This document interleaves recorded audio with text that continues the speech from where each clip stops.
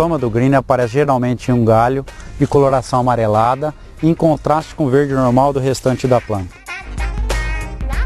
As folhas dos ramos afetados têm um sintoma específico, pois apresentam o chamado mosqueado, que são manchas que variam de coloração verde claro ou amarelo pálida, contrastando com áreas de coloração verde normal das folhas maduras. As manchas são desuniformes e podem ser separadas pelas nervuras das folhas. Na maioria dos casos, não há uma separação nítida entre as áreas de cor modificada e as de cor verde normal. As folhas com sintomas caem rapidamente, provocando seca dos ponteiros dos ramos.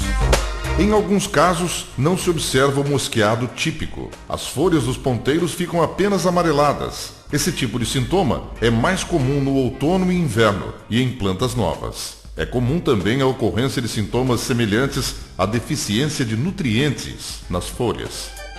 Quando os frutos estão verdes, às vezes aparecem pequenas manchas circulares amareladas na casca, que contrastam com o verde normal do restante do fruto.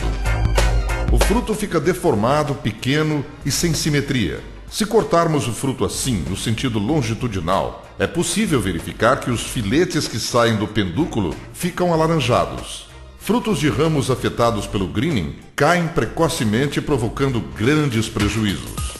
Para os olhos menos experientes, os sintomas de greening podem ser confundidos com outras doenças, como CVC e gomose, e até com deficiência de nutrientes. Mas uma pessoa bem treinada consegue reconhecer facilmente os sintomas do greening. Fique atento no campo. CVC. Manchas amareladas e irregulares, espalhadas na frente da folha. Nas costas, as lesões correspondentes são cor pálida. Na CVC, pode aparecer murcha das folhas, o que nunca acontece com o greening. Gomose.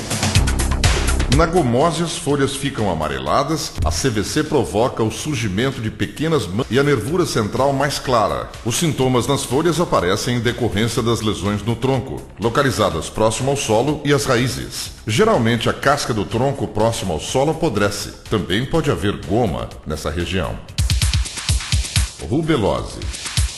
Pode provocar o aparecimento de ramos amarelos que se destacam do resto da copa. Para evitar dúvidas, verifique se há descascamento em alguma parte do ramo. Os sintomas sempre ocorrem na rubelose.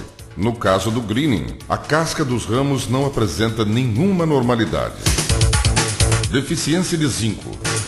A deficiência de zinco provoca o surgimento de manchas amarelas uniformes nas folhas jovens. As folhas mais novas ficam pequenas e estreitas, algumas vezes retorcidas, e apresentam clorose acentuada entre as nervuras. Manganês.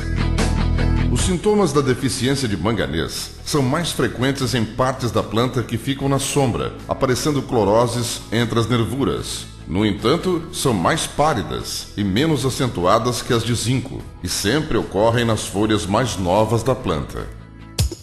Magnésio. A deficiência do magnésio provoca um sintoma típico nas folhas, que é o amarelecimento em V invertido. Afeta as folhas velhas das plantas. Cobre.